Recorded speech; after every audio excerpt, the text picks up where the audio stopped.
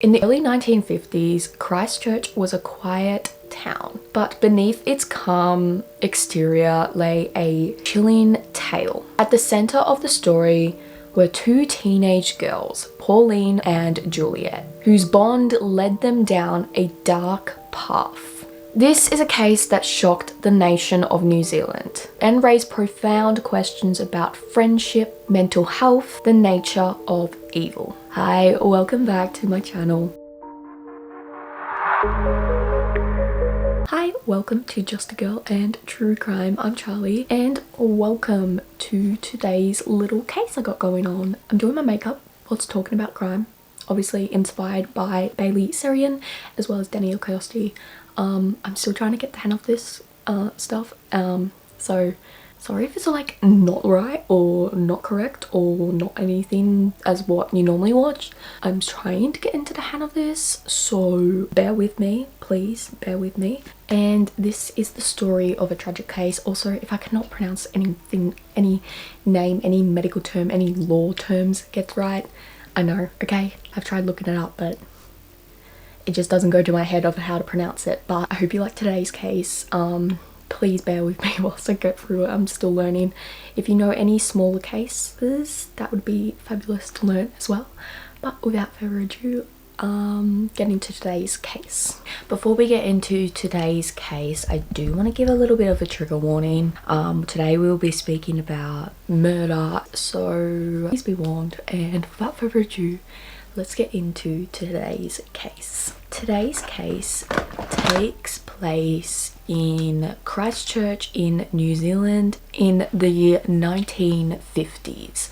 So this already was like, what, 60 years ago I think now? And Christchurch, it was a quiet city, but beneath its calm exterior there was a eerie, chilling story that was being played out. At the center of this story was two teenage girls, Pauline Parker and Juliet Hulme. Hulme or Holm? I don't even know how to pronounce that name, so I'm sorry if I'm pronouncing it wrong. Their bond would lead them to a dark path. Pauline Parker was born on the 26th of May 1938. She was the second child of Honora. I cannot pronounce the name right. I'm so sorry. That's so embarrassing. Herbert. She had a sister, an older sister named Wendy. They were a working class family. Her mum ran a boarding house and her dad was a manager at a fish shop. So it was your working class family.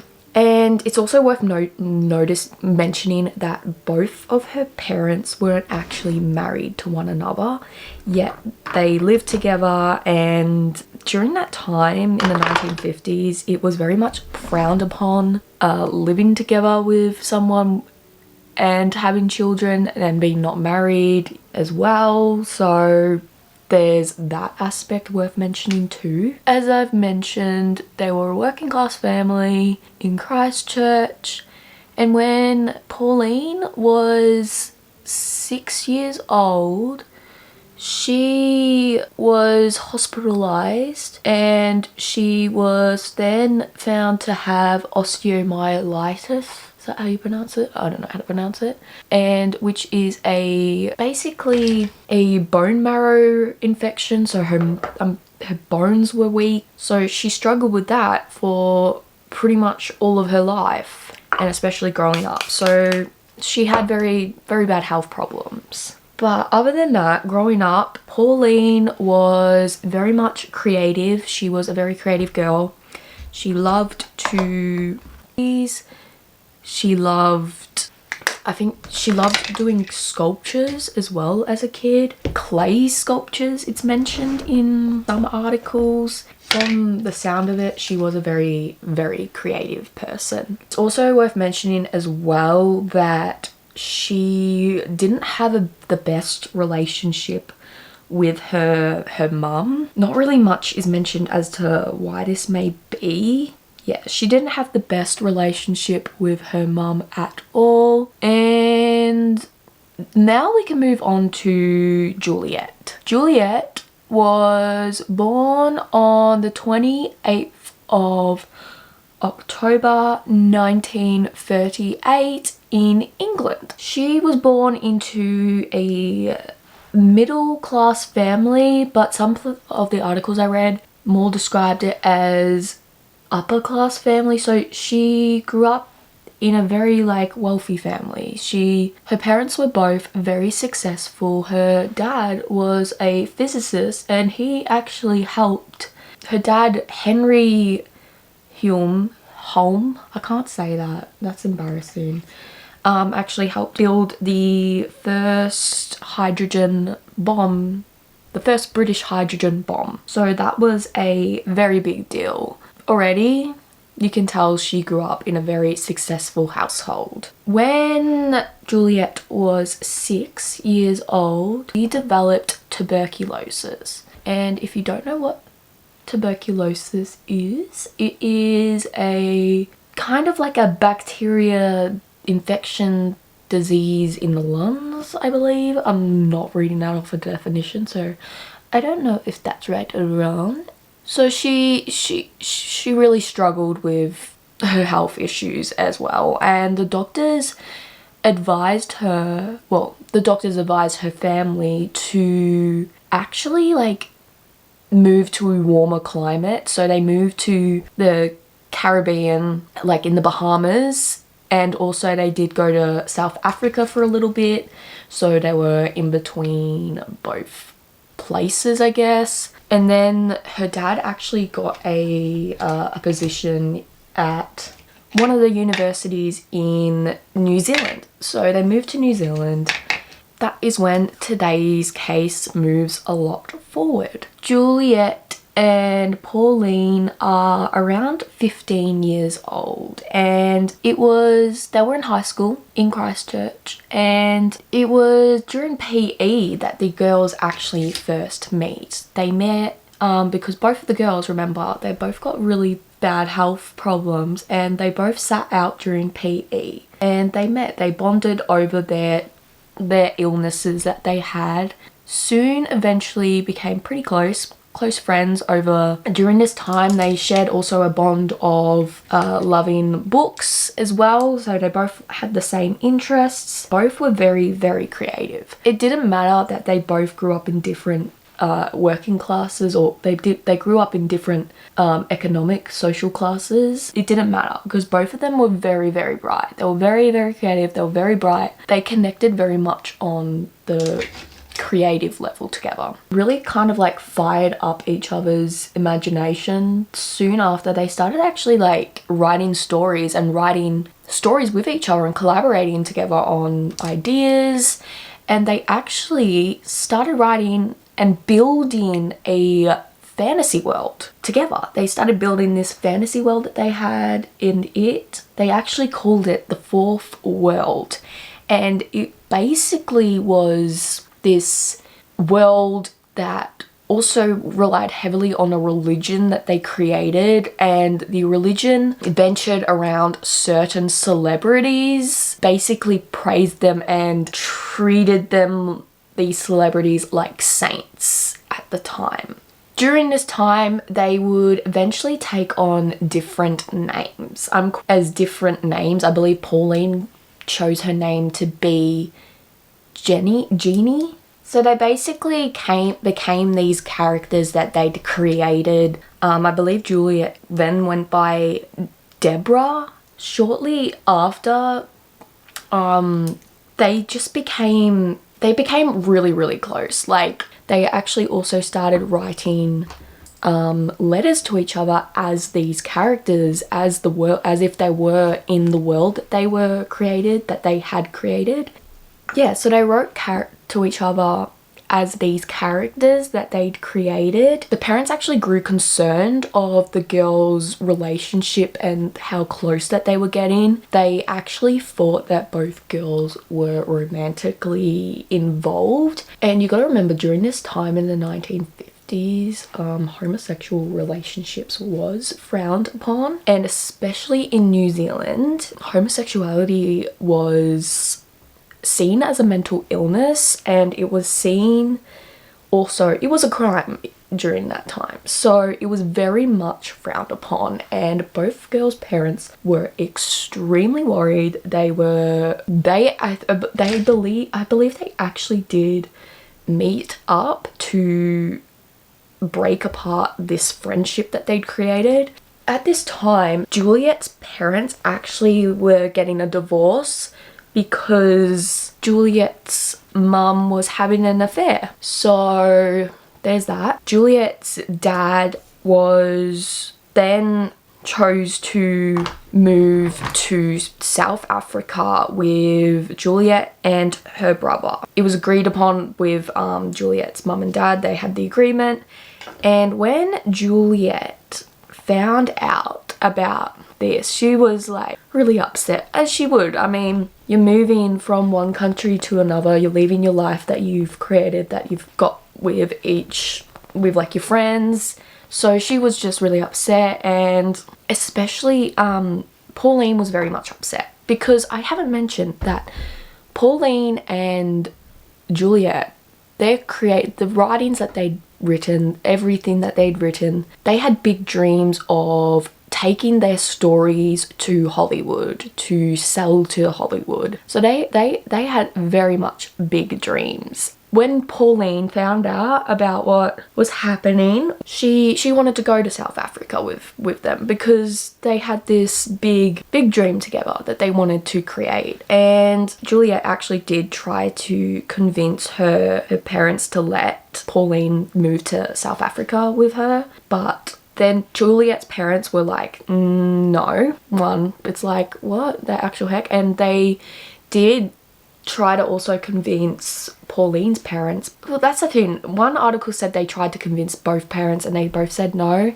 And it was also mentioned that Pauline thought that her mum would definitely be against it. Remember, she doesn't have the best relationship with her mum, and so she just immediately was like, her mum's stopping her in this big move, that her mum is stopping her from reaching her dreams. So she realized that her mum was the reason that she couldn't achieve these dreams, essentially. She just believed that her mum would be immediately against this move. So this is when today's case takes a big turn. June 22nd, 1954, Juliet, Pauline's mum, Honora, I can never say that name, I'm so sorry, decided, to go have some tea. They went to, in Christchurch, I believe, a place near Victoria Park. Well, after their high tea that they had, all of them went for a walk around Victoria Park. During this time, it was like kind of like a wooded area where they were walking. Pauline and Juliet kind of like tricked Pauline's mum to bend down to get something, because there was something seen. And as Pauline's mum is bending down to have a look at whatever they told her to look at, Pauline took out a stocking that had a kind of like a broken brick in the stocking that was concealed in it, whacked it over Honora's head. Like, what? Immediately I'm like, what? Like, bludgeoned her own mother over the head with this brick. And not long after, Juliet joined in. She had a go, and between the two of them, they hit Pauline's mother over the head more than around 20 times. I believe it was 20 times. Honora didn't make it. Her injuries sustained to her were that severe that she lost her life. After this attack, Pauline and Juliet ran to where they actually had high tea earlier on, screaming for help, and the owners recognized Pauline and Juliet because, you know, they'd been there beforehand. Pauline shouting, "Please help, mummy's been hit," or something like that along those lines. I'm not entirely certain what the actual thing she said. The owners ended up going to where the girls said where the attack is, and so he went to the wooded area and he saw Honora's body brutally beaten, brutally butchered. Immediately they called the cops, and the cops came. They found in the bushes a discarded bloody stocking that had just been thrown in there. And I haven't mentioned this, but the girls, both of the girls, were covered in blood when they went to the place where they had tea to call for help. They were covered in blood. Very suspicious. The brutal way that she was murdered really shocked the community in Christchurch. Like, it really just shocked them, and immediately the police were into investigating whatever happened to her. The brutal crime, it kind of just raised questions about what happened. So the police went back to Honora's house to have a look and to see if they can get any evidence, and they actually found Pauline's diaries. And in these diaries, there was some disturbing things. I feel like that's like not even the best definition of what I could say was in these diaries, because yeah, but in these diaries there was found a diary entry from that day, from the 22nd of June, and the title on the diary said "Day of the Happy Event on the 22nd of June. It had more disturbing things in it. A lot of it was about the fantasy world that her and Juliet had created. Immediately this raised like suspicion to the police. They were like, what the actual flying hell? What? Actually arrested both girls. Not long after, there was the trial. Let's just say the media described it as sensational, which I mean is a really not the best way to describe a trial. Like, why would you use that word? But anyway, beside the point. During the trial, Pauline's diary was used as evidence in the trial to show that it was premeditated murder. And one entry was she wrote a diary entry that intended to kill her mum, and she wanted to make it look like an accident, and said that, quote, "Juliet was worried but does not disagree violently." So there's that as well. Another diary entry on June 19th, she wrote about a carefully worked out plan, added that they were thrilled by the idea. "Naturally, we feel a trifle nervous, but the pleasure of anticipation is great." And then on June the 21st, the day before the murder, she wrote, "We decided to use a rock in a stocking rather than a sandbag. We discussed the moider. I feel keyed up as if I were planning a surprise party." The prosecution painted the girls as driven by shared delusion, while the defense argued that they were simply children influenced by their circumstances. But they were found guilty from the jury. The jury found them guilty, and the thing is, they were too young for prison, so they were sent to like detention, and they were sentenced to 5 years in detention for the crimes that they committed. They were only like, what, 15 at the time of killing Pauline's mum, and I can't even imagine how their families must feel, especially like Pauline's dad as well as her sister. It's just crazy. And then the fact that the religion that they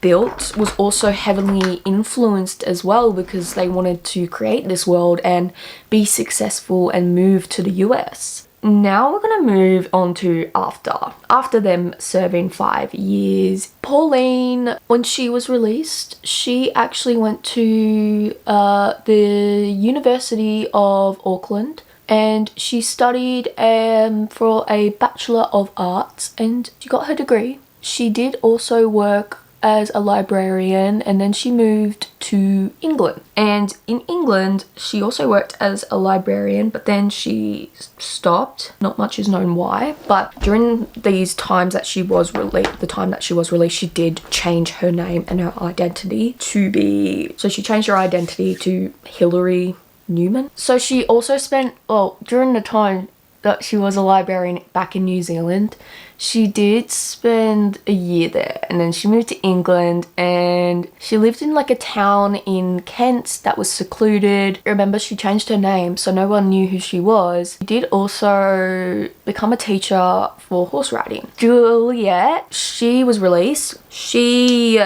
eventually actually went back home to find her parents. She changed her name to Anne Perry, who, coincidentally, she became a crime fiction writer, and she was very, very successful. So nobody knew that she was Juliet, and so everyone knew her by Anne, and she became a very successful crime author, like really successful. And you might have heard some of her books that she's written, so there's that as well, which is insane. But she kept her secret until 1994, I believe, and it was found out that she committed a murder when she was younger. And so obviously the press media were like, what the heck, this famous successful crime writer actually has committed a crime. There are some interviews of her saying that in a way she did regret it. I don't know. And then the reporters did try to find Pauline, but remember, because her identity was kept a secret, and one news reporter did actually find her in a town in Kent, but she just refused to speak about it at all. She did eventually have moved somewhere in Scotland. It was Wendy, Pauline's sister, has mentioned that it took her maybe 5 years to realise of what she did to her mum. She was remorseful about it, but she just wanted to strip away whatever happened and just move to a different place. There wasn't any information on if both of them had any contact after they were released from being sentenced, but there are some people who do say that they definitely would have had some sort of contact or something, because I mean, they're both in England at the same time. Apparently Pauline had converted to a Roman Catholic, and her sister did say that that Pauline had no TV, no phone. She basically just like lived off the grid because she didn't want anything to do with the media, anything to do with it. So she didn't know that, I mean, she could have known that Juliet was a very successful crime writer, or she might have not have never known, but who knows. And it's just crazy to think about that Juliet became a crime writer. From my perspective, it seems that the way that Juliet became a crime writer, a fictional crime writer, very successful crime writer, is a bit like, makes me think maybe this kind of triggered her into realizing that she really like has an urge to crime. But I don't know, that's just my thoughts. Whereas I feel like Pauline was more driven by just the fantasy of filling out. I really don't know. There's so much to this case. It's very much driven by delusion in a way of wanting to be successful. But I feel like both of them have two different dreams that they want to reach. Pauline, I feel like, more on writing and being successful and going to Hollywood to sell her stories, whereas I feel like Juliet had that idea at the start, but once driving into it more, because like she most definitely was influenced by Pauline, but it kind of drove her to more and more and more. I don't